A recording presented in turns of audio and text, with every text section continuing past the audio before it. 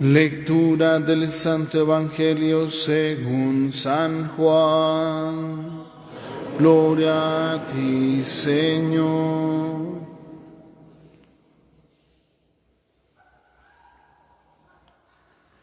Se acercaba la Pascua de los judíos y Jesús subió a Jerusalén y encontró en el templo a los vendedores de bueyes, ovejas y palomas y a los cambistas sentados.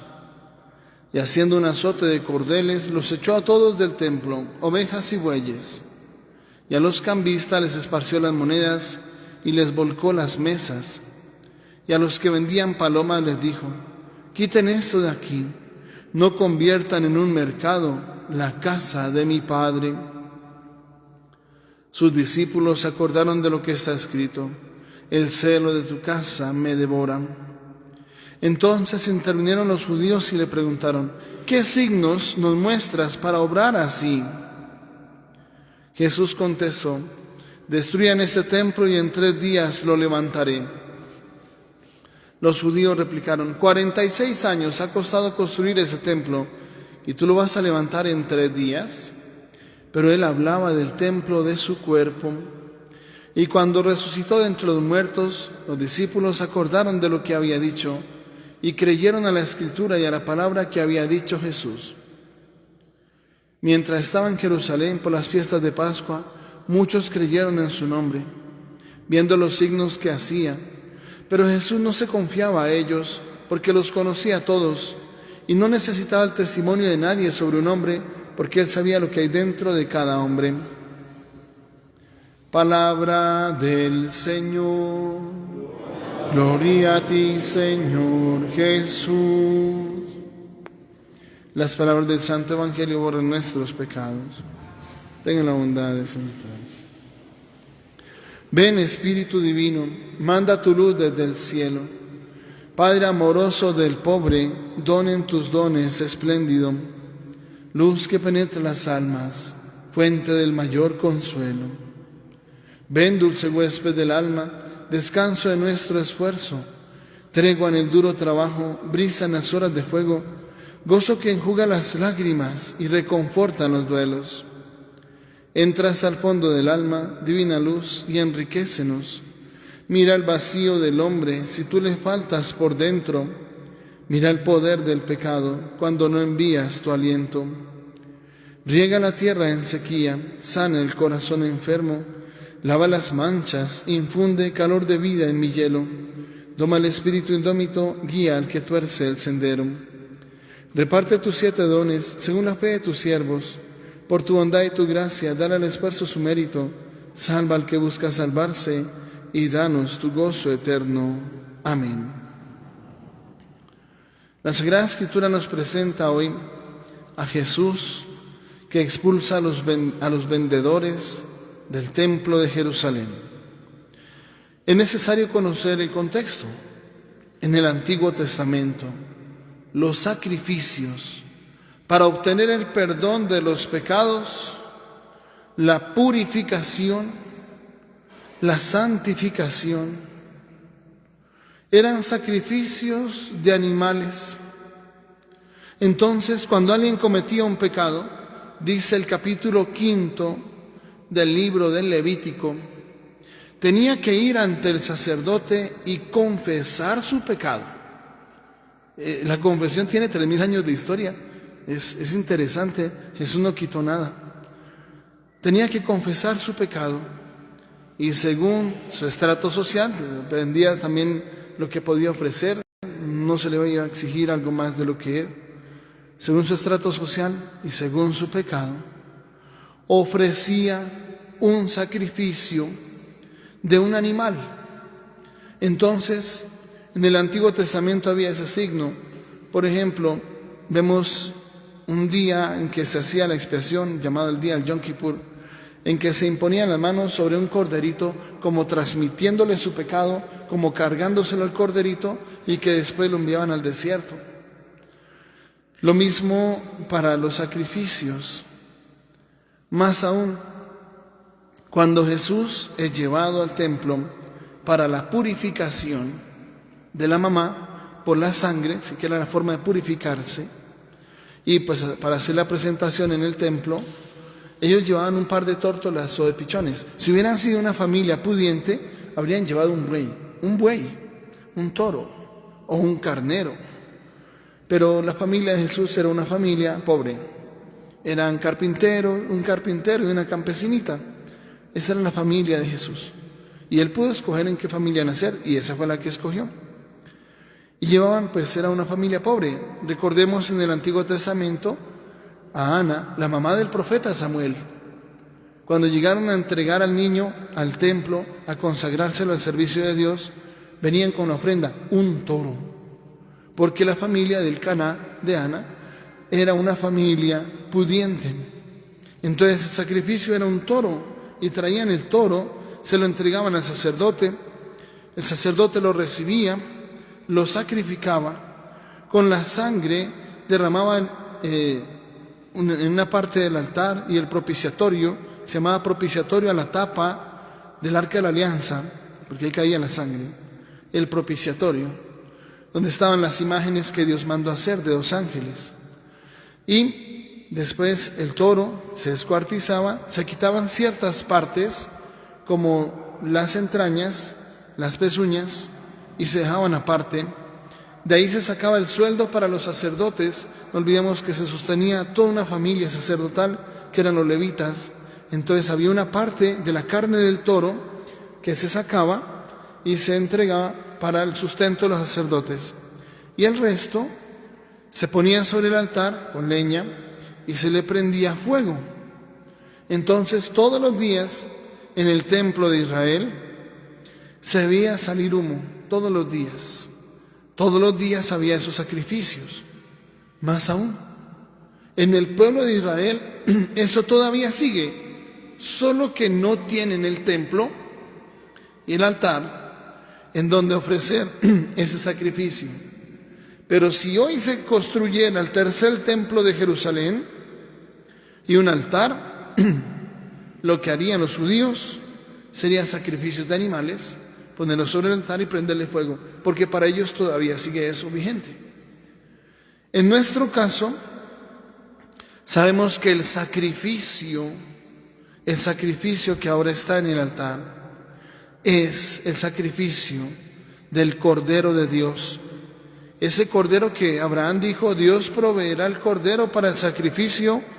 Sí, señores, Dios proveyó el Cordero. Y es el Cordero de Dios, es Jesús. El Cordero de Dios que quita el pecado del mundo. Él se ofreció como sacrificio. Y cuando Jesús expulsó a los vendedores del templo, y con el azote de cordeles no le pegó a nadie, sacó los bueyes, que es muy distinto, le pegó a los bueyes, a los carneros, a las ovejas, pero no a ninguna persona. Hay que dejarlo claro. Y lo que él sentía, la santa ira que él sintió, no fue para hacer daño a nadie, no fue para hacer daño a nadie, no le hizo daño a nadie, fue para sacar las ovejas y los bueyes, porque efectivamente estaban dentro del templo. Aunque pues no necesariamente dentro del área del templo, sino en el atrio del templo. Es en el atrio del templo, lo que se conocía como el atrio de los gentiles. Y ahí en ese sitio era donde estaba todo. Pero vemos que el Señor los saca, los expulsa. Y después de que saca a todos los animales, y a los vendedores y a los cambistas, porque llegaban extranjeros, tenían que cambiar la moneda por la moneda del templo, para poder comprar los animales que se iban a ofrecer en sacrificio. Y también los romanos, los que vivían en el Imperio Romano, pues tenían que cambiar su moneda, porque en la moneda de los romanos estaba la cara del emperador, y los romanos creían que el emperador era un dios. Entonces esa cara es lo que se conoce como un ídolo, la imagen de un falso dios. Eso es lo que significa un ídolo. Por eso en el Antiguo Testamento, en Éxodo 20, dice, no te harás ídolos, pero no prohíbe hacer imágenes. Éxodo 25 manda hacer imágenes, y de dos ángeles, que son los que están en el arca de la alianza. Y en todo el templo de Jerusalén, primer libro de los Reyes, capítulo 6, en todo el templo de Jerusalén, los muros eran en piedra como este templo, pero estaba recubierto en madera de cedro, desde el piso hasta el techo. no se veía la madera, no se veía la piedra, solamente madera. Y en todas las placas de madera que había, en todas había imágenes, en todas.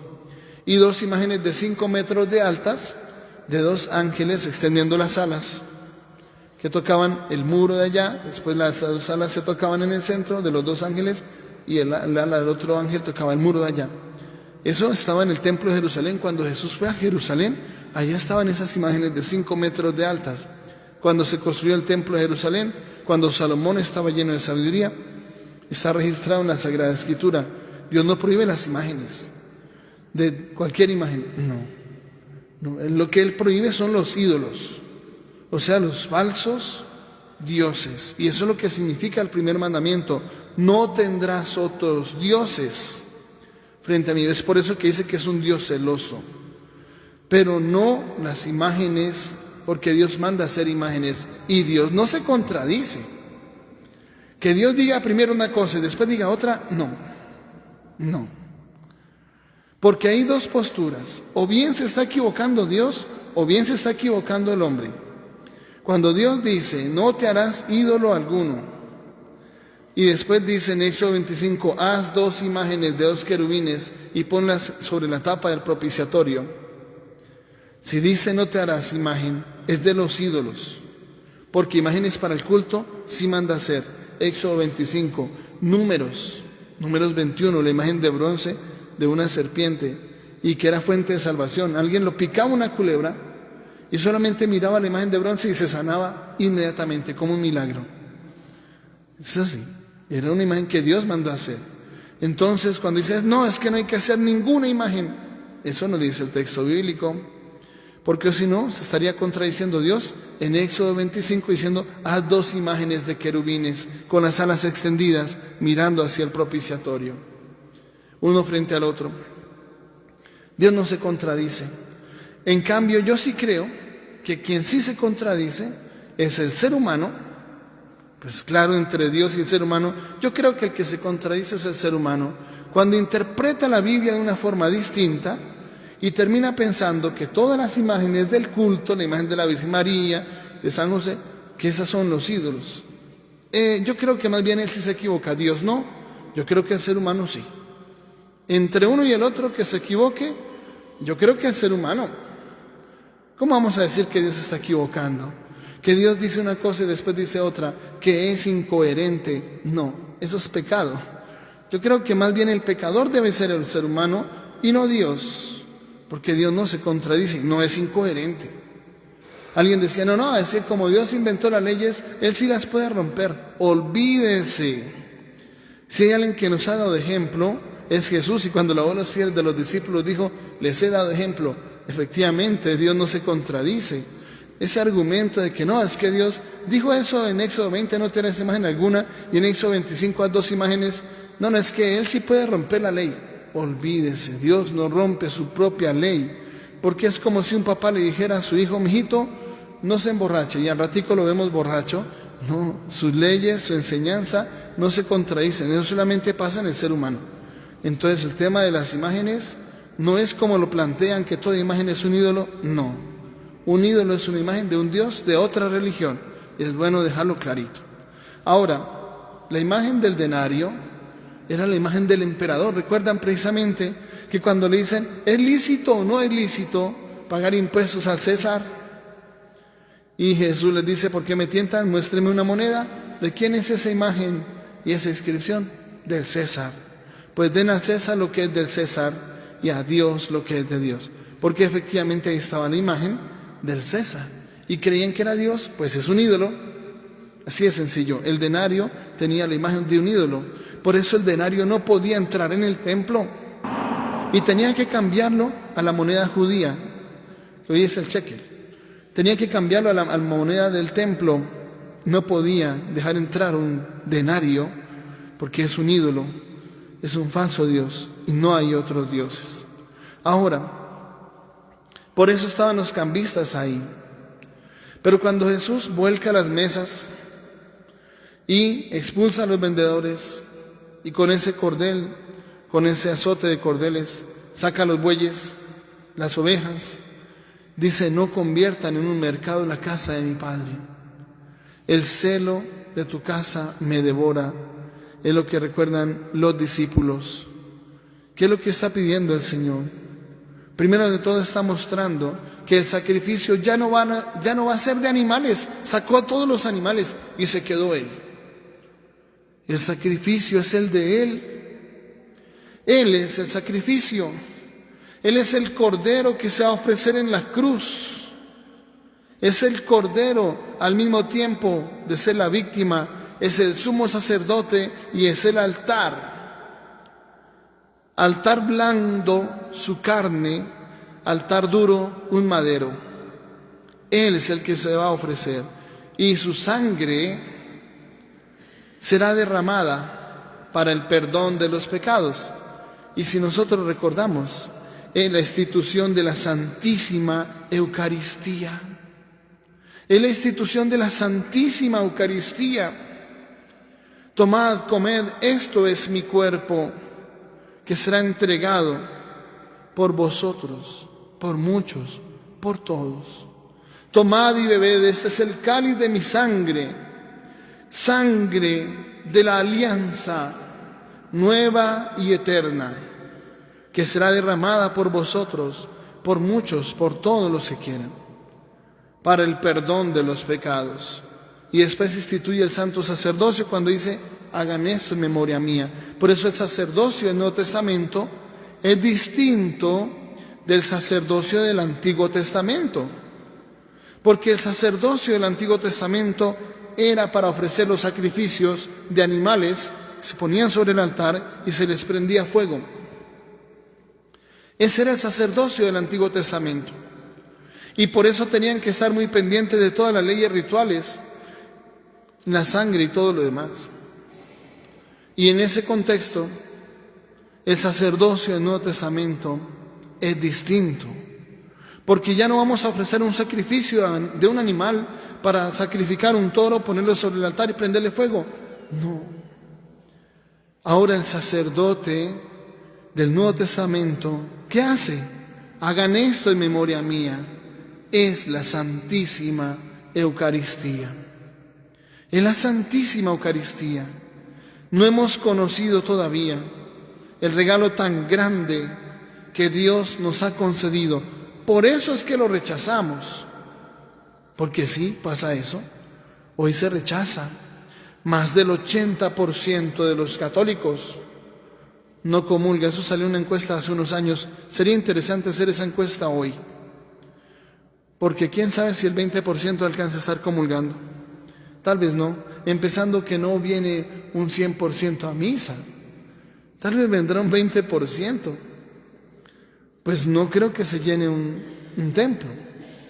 Además, la vez pasada estuve visitando a un amigo mío, sacerdote, en Bogotá, y le pregunté por el número de sus fieles. Y me dijo que eran 85,000. Yo aquí solamente tengo 1,200. Pero él tenía 85,000 almas por las cuales velar. Una sola parroquia en Bogotá, no recuerdo cuál, San Juan Crisóstomo, no recuerdo cómo se llama la parroquia. Y yo estuve acompañándolo ese domingo. Ese domingo estuve allá en Bogotá celebrando la Santa Misa en el templo parroquial. Claro, un templo parroquial grande, bastante grande. Y al mismo tiempo lleno de sillas, todas las sillas bien encarraditas y bien pegaditas hasta arriba, y cada una de las hileras que había, que eran 4, pero aún así no se llenaba. Aún así quedaban espacios vacíos en algunas de las sillas, y yo lo acompañé prácticamente toda la mañana.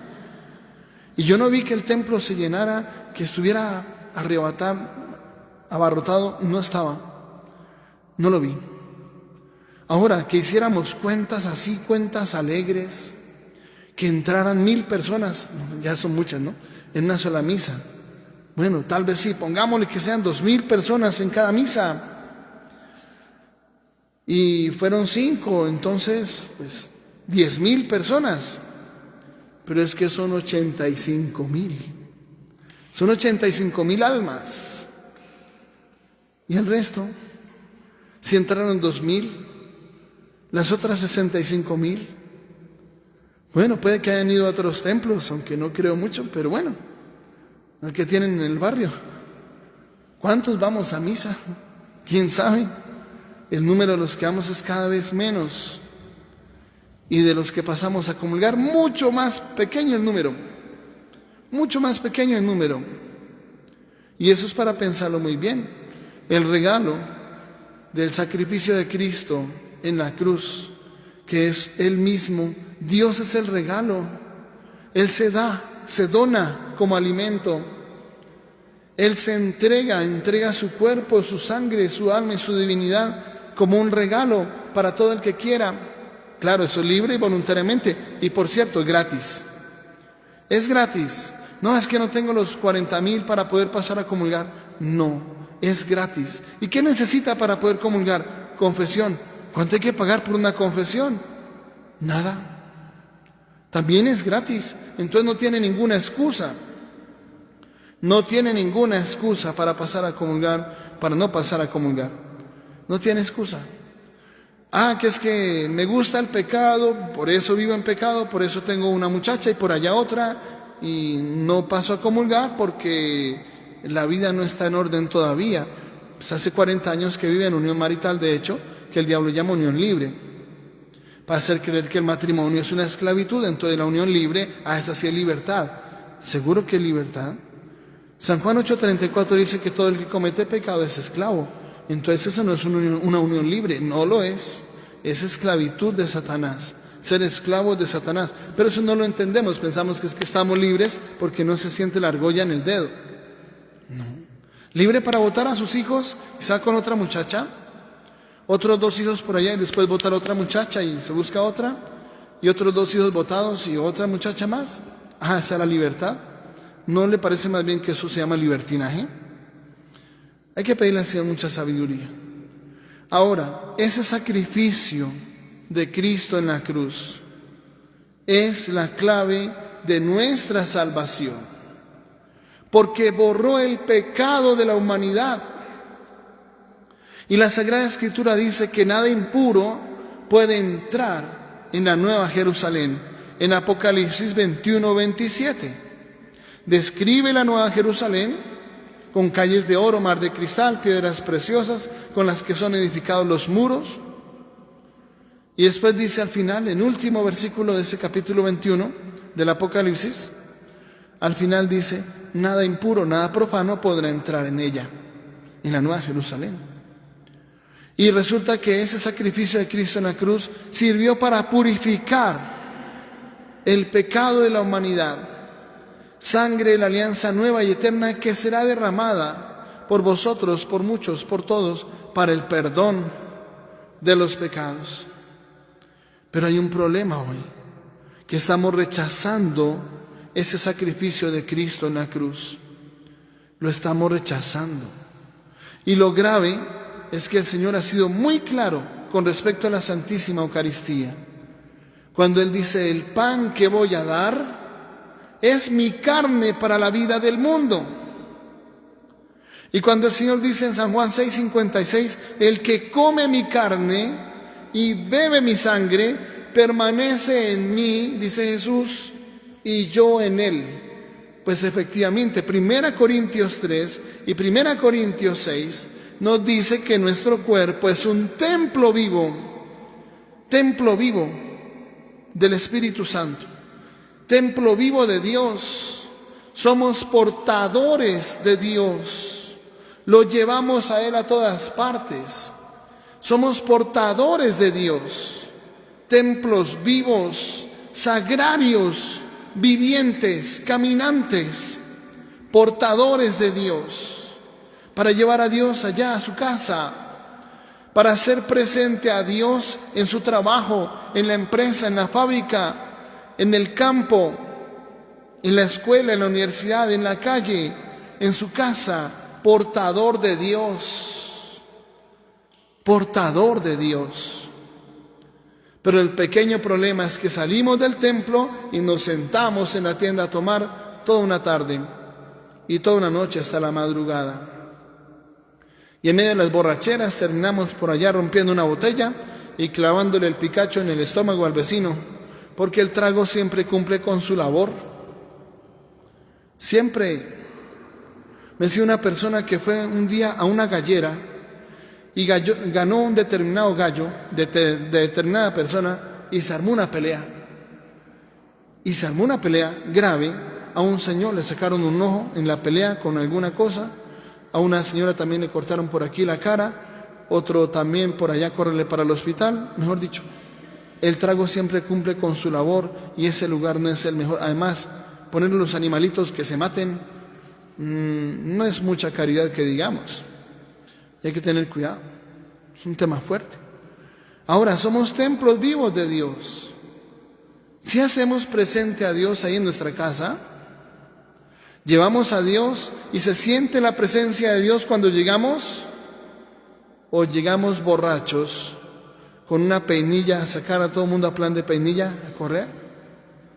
Es que sus amigos de borrachera le dijeron que su esposa le está montando los cuernos y llega a matar a la esposa, pero ni siquiera sabe si es cierto o no. Y es mentira. Conozco un hogar que se acabó porque él en sus borracheras, los amigos le decían que la esposa le estaba haciendo infiel y él llegaba a darle unas muendas terribles a la esposa y péguele durísimo. Hasta un día el hijo que tenía 13 años cogió la escoba y le pegó al papá para que ya soltara a la mamá y no le siguiera pegando, y eso fue una maldición precisamente para ese muchacho. Es una cosa durísima. A él le pegaba al papá, fue muy grave y le trajo maldición, enfermedades, le iba mal en una cosa, le iba mal en la otra. Es un tema delicado. Y todo porque llegaban y le decían allá a los amigos de borrachera que la esposa le estaba haciendo infiel.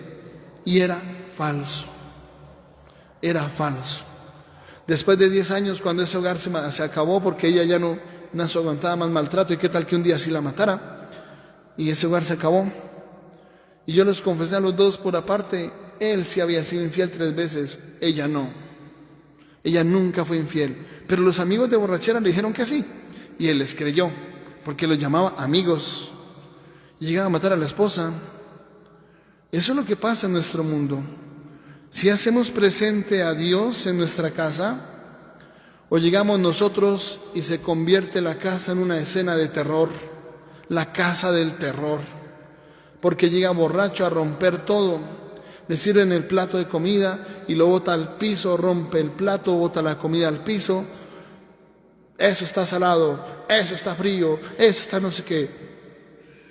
Si estamos llevando la presencia de Dios a nuestras casas, pero ese mismo que está yendo al templo, ¿no es el que después se metió por allá a un prostíbulo de pura casualidad? Es un tema delicado. ¿No está yendo por allá a un prostíbulo? Pero va al templo. ¿Seguros que estamos en el camino correcto? Somos templos vivos de Dios. ¿Por qué borrachos a las 2 horas? No, que es la fiesta, la Virgen del Carmen, estamos muy contentos. Emborracharse es un pecado gravísimo. Nunca hay que emborracharse, bajo ninguna circunstancia, jamás. Nunca. Tanto que la Sagrada Escritura va a decir que los borrachos no entrarán en el reino de los cielos. 1 Corintios 6. Ni los borrachos, ni los adúlteros, ni los afeminados, ni los homosexuales, no es de Dios, que renuncian, ni los estafadores, ni los usurpadores, ninguno de ellos se heredará el reino de los cielos. Está en 1 Corintios 6 y en Gálatas 5:19. Y dice eso, no heredará el reino de los cielos.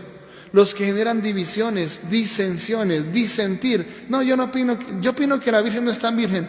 Disensiones, disentir. Si la primera comunidad no tenía sino un solo corazón y una sola alma, ¿por qué la divide? Y después dice, no heredará el reino de los cielos. Y las divisiones en la iglesia están pegaditas a las orgías y borracheras y dice, no heredará el reino de los cielos.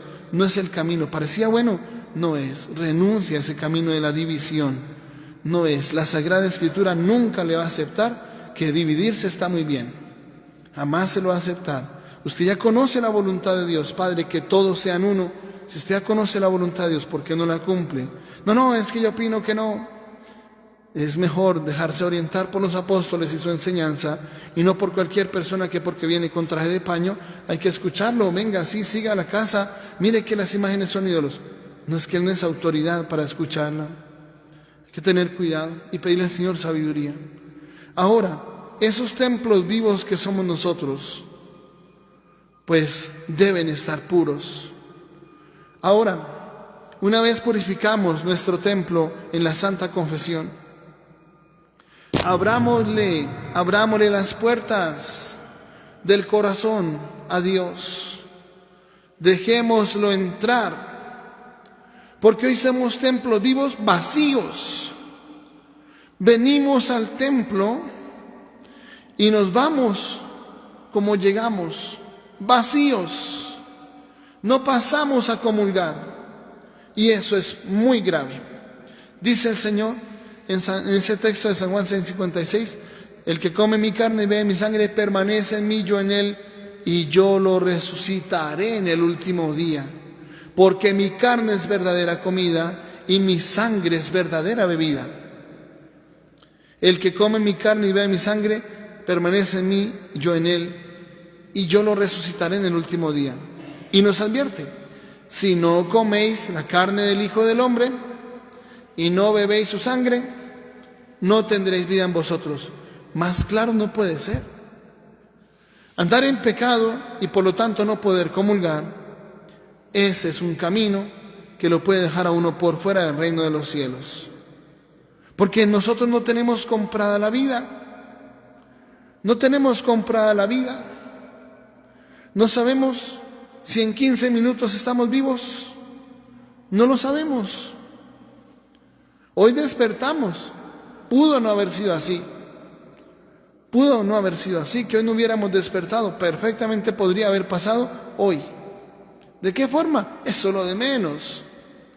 Que un borracho en la calle con una pistola en la mano y comienza a disparar para el cielo, y todo lo que sube tiene que caer, y nuestras tejas de eternidad no es que sean blindadas a prueba de balas.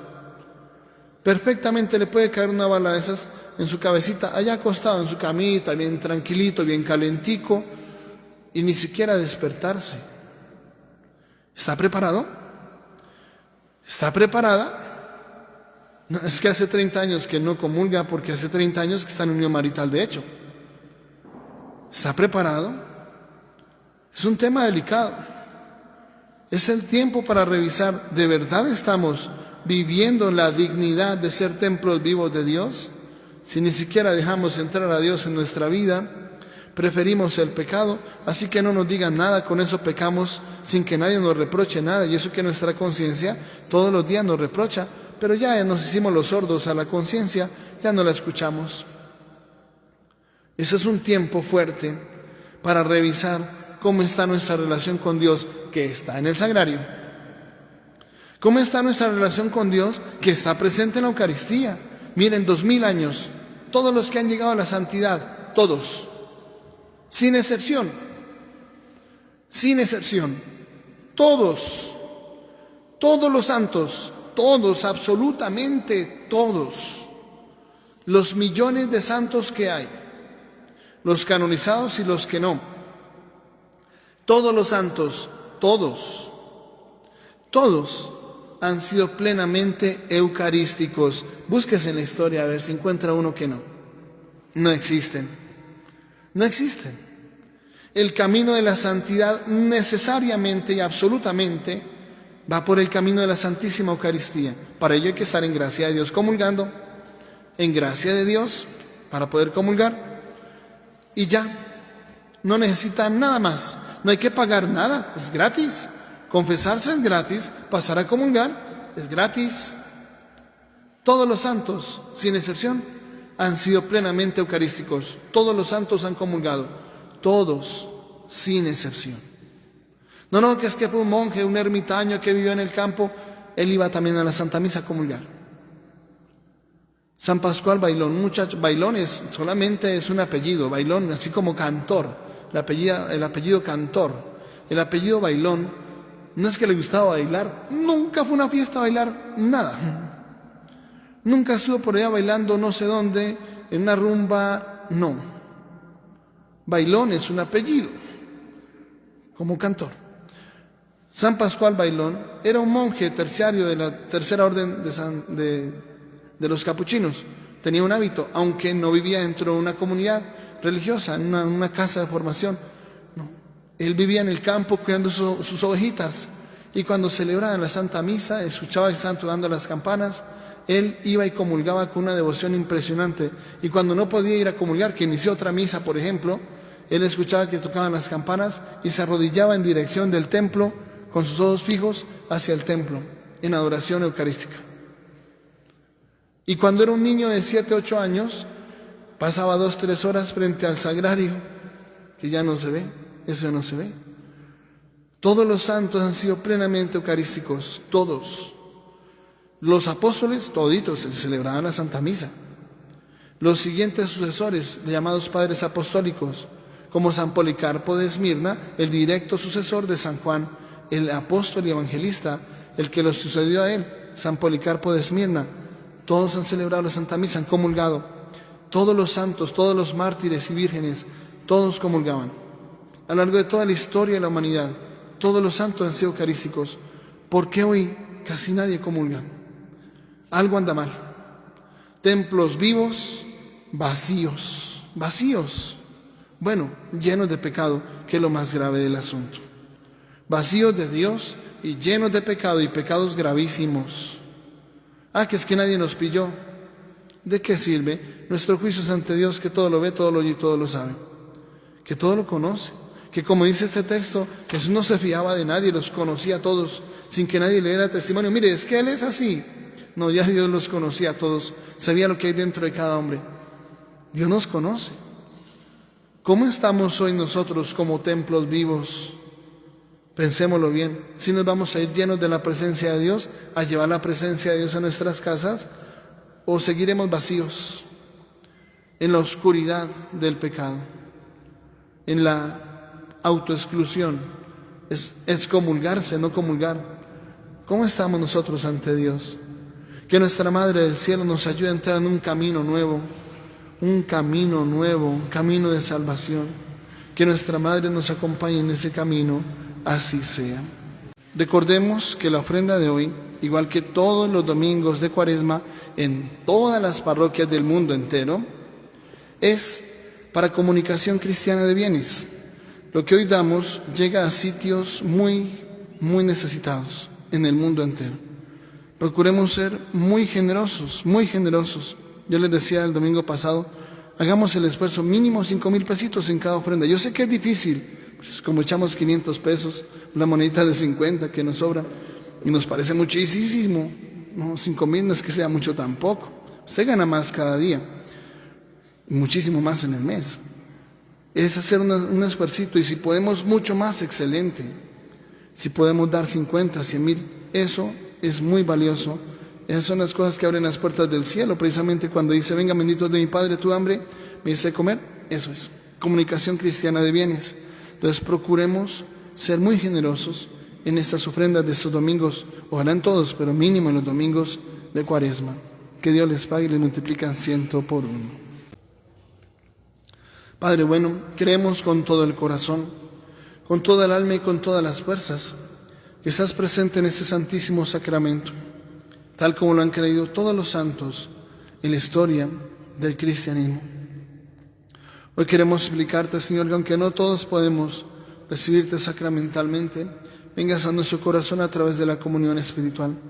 Te lo pedimos por Jesucristo nuestro Señor. Amén. Nos ponemos en pie para recibir la bendición. El Señor esté con ustedes.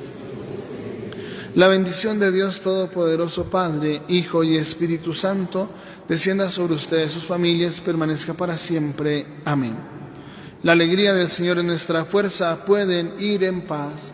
Demos gracias a Dios. Feliz día para todos.